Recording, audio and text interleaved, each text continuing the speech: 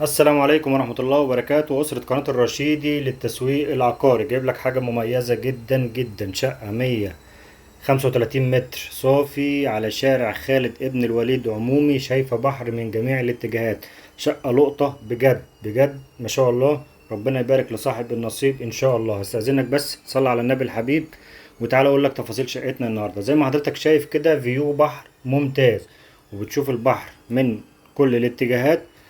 انت هنا على شارع خالد ابن الوليد مباشر، قريب جدا من البحر، رابع او خامس عمارة من البحر بالظبط. الشقة تصلح استثماري ممتاز ممتاز ممتاز جدا، ولو حابب تسكن برضو مفيش مشكلة.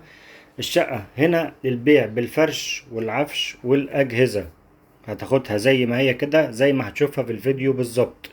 للناس اللي عايزة حاجة جاهزة، الناس اللي عايزة تستثمر حاجة ما شاء الله ربنا يبارك لصاحب النصيب، ومش بفلوس مش بتمنها والله.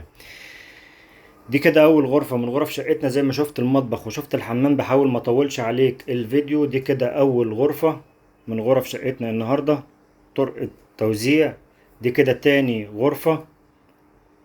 شايفة البحر كويس جدا زي ما حضرتك هتشوف دلوقتي. ما شاء الله، رؤية بحر من كل الاتجاهات.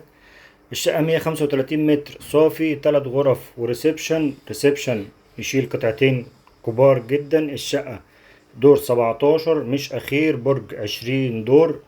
الشقة فيها 3 عدادات ما عدا الغاز. الغاز مش موجود في الشقة، واقف على التعاقد بس. الشقة هنا بالبيع بالعفش والأجهزة كاملة زي ما شفتها في الفيديو كده بالظبط. مطلوب فيها 2 مليون 200. 2 مليون و200 ألف. الناس اللي عارفة الأسعار وعارفة الدنيا، انت بتاخد شقة جاهزة، شقة مميزة، شقة مش هتحط فيها أي مصروف.